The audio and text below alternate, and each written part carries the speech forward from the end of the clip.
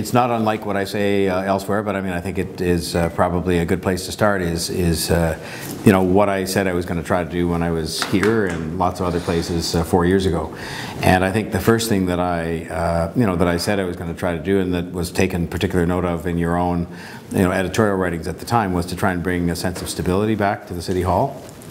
I think, you know, people do forget what was going on, and I don't say that in any way that is you know, that is personalized to my predecessor. It was really just the entire place was in a sort of fairly chaotic state relative to the way the council functioned, relative to, you know, there were issues obviously that related to the sort of respect for the mayor's office and for the person who was mayor, and I think to the relationships with the other governments, which I think by and large were non-existent at the time. I mean, I think they were just, they weren't bad or good, they just weren't the kind of relationships that I certainly have come to conclude today, more so than ever, are needed to sort of help build the city and help to pay for it.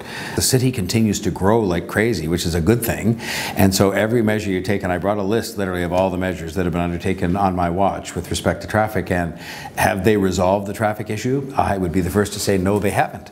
Have they maybe held us, you know, at a stage where it hasn't gotten much worse? I would say yes, and the real answer, of course, lying in the building of the transit, which is why I feel so strongly we can't afford to go backwards on the transit and start redrawing the lines and reshuffling the money around and so forth. Do we have more work to do making this government operate more efficiently? Without question.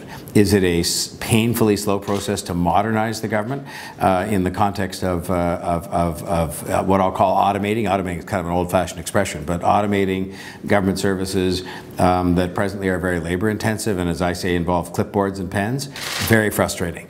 But have we made some progress on that, and do I intend to make a lot more in the next 4 years? Yes, because it is both essential to proper customer service for the residents, but it's also a way in which you can run the government more efficiently. Let's see where we were when I became mayor.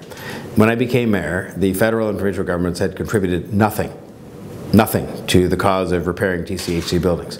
Today, we have the availability of funds that will start to flow this year from the National Housing Strategy, in which I was a lead advocate among the big city mayors. Toronto returned to its place among the big city mayors as being a lead advocate that produced the National Housing Strategy and produced money that will come from there that will allow us to use that money, if we wish. It'll be in our discretion, but we can, to address the repair backlog. Secondly, the province, for the first time, put up some money now. As you know, that money was coming from the Cap and Trade Fund, so you can, you know, judge that as you wish. But the first $130 million, I think, actually came and is being invested in energy retrofits and repairs of those buildings, which were much needed repairs, that also, by the way, save us huge amounts of money on the energy bills for those same buildings.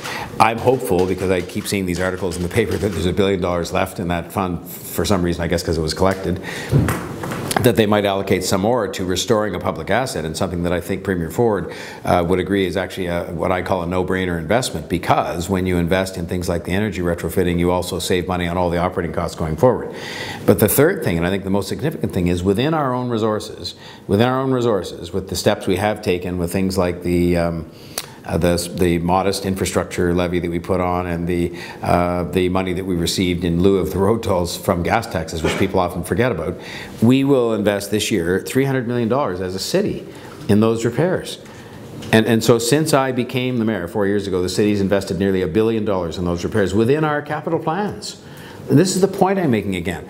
We have actually, with a inflation or less tax increase, and a surplus, and a budget adjudged by our rating agencies as well managed, in other words, this financial management of the city, notwithstanding that, invested $1 billion in exactly those repairs that you talked about. And if you examine the track record under my leadership of what we've invested there, with a lot still to go, I'm the first to say it.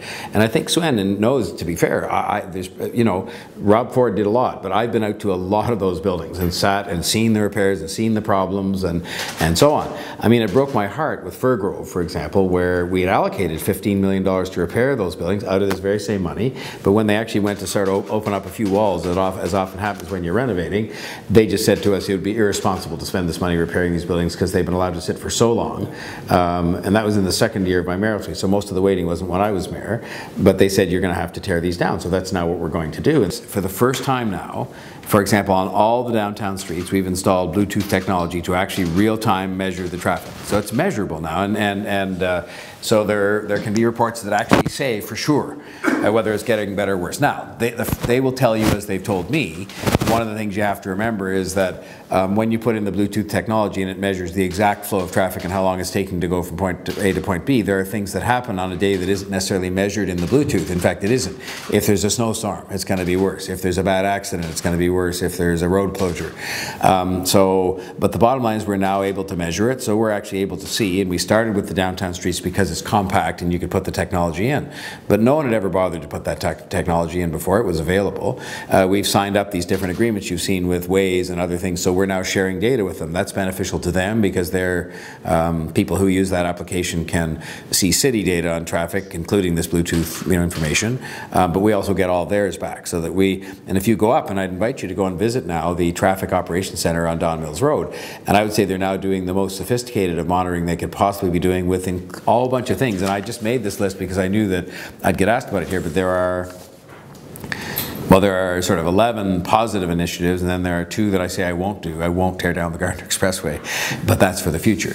But those are 11 positive initiative things that I've done, and you may say, well, they're sort of modest things, and indeed they are, because I'm not sure if you said to me, well, what's the major thing you could do besides the last one on this list, number 14, build transit?